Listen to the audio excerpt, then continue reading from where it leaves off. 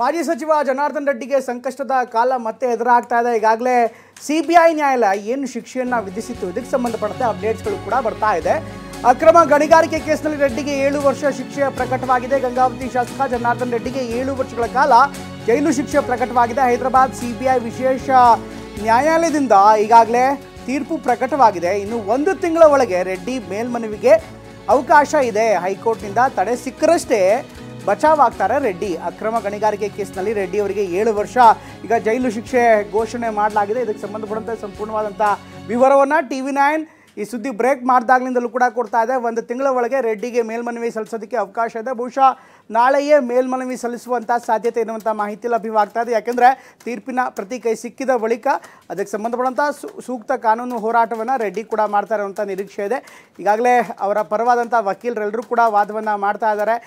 ಇವತ್ತು ತೀರ್ಪು ಪ್ರಕಟವಾಗಿದೆ. ಇದಾದ ಬಳಿಕ ಹೈಕೋರ್ಟ್ನಲ್ಲಿ ಈ ಒಂದು ಕೇಸನ್ನು ಚಾಲೆಂಜ್ ಮಾಡೋದಕ್ಕೆ ಏನೆಲ್ಲ ಮಾಡಬೇಕಾಗಿದೆ ಅದರ ಪೂರ್ವ ತಯಾರಿಯನ್ನು ಈಗಾಗಲೇ ಮಾಡಿದ್ದಾರೆ. ರೆಡ್ಡಿ ಅವರ ಕುಟುಂಬ ಈಗಾಗಲೇ ಹೈದರಾಬಾದ್ನಲ್ಲಿ ಇದು ಅದಕ್ಕೆ ಸಂಬಂಧಪಟ್ಟಂತೆ ಮಾತುಕತೆಯನ್ನು ಕೂಡ ನಡೆಸ್ತಾ ಇದ್ದಾರೆ. ಇನ್ನು ರೆಡ್ಡಿ ಜೈಲಿನಲ್ಲಿ ಇರುವಾಗಲೇ ಅವರ ಕುಟುಂಬ ಅವರನ್ನು ಭೇಟಿಯಾಗೋದಕ್ಕೆ ತೆರಳ್ತಾ ಇದೆ. ಇನ್ನು ಕೋರ್ಟ್ನಲ್ಲೇ ಇರುವ ಶಾಸಕ ಜನಾರ್ದನ್ ರೆಡ್ಡಿ ಇನ್ನು ಕೋರ್ಟ್ನಲ್ಲೇ ಇದ್ದಾರೆ.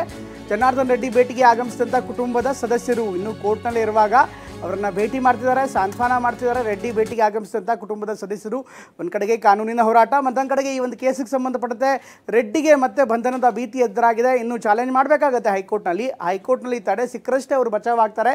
ಇಲ್ಲಾಂದರೆ ಈ ಕ್ಷಣದಿಂದಲೇ ಅವರನ್ನು ಬಂಧಿಸಿ ಬಹುಶಃ ಚಂಚಲಗೂಡ ಜೈಲಿಗೆ ಕಳಿಸುವಂಥ ಸಾಧ್ಯತೆ ಇದೆ ಅಂತ ಹೇಳಲಾಗ್ತಾ ಇದೆ. ಜನಾರ್ದನ್ ರೆಡ್ಡಿ ಭೇಟಿಗೆ ಅವರ ಕುಟುಂಬ ಕೂಡ ಆಗಮಿಸಿದೆ. ಕುಟುಂಬ ಆಗಮಿಸಿ ಅವರನ್ನು ಸಾಂತ್ವನ ಹೇಳ್ತಾ ಇದೆ. ಜೊತೆಗೆ ಅವರ ಜೊತೆಗೆ ಸದ್ಯಕ್ಕೆ ಸಾಥ್ ಕೊಡ್ತಾ ಇದೆ ಅವರ ಕುಟುಂಬ.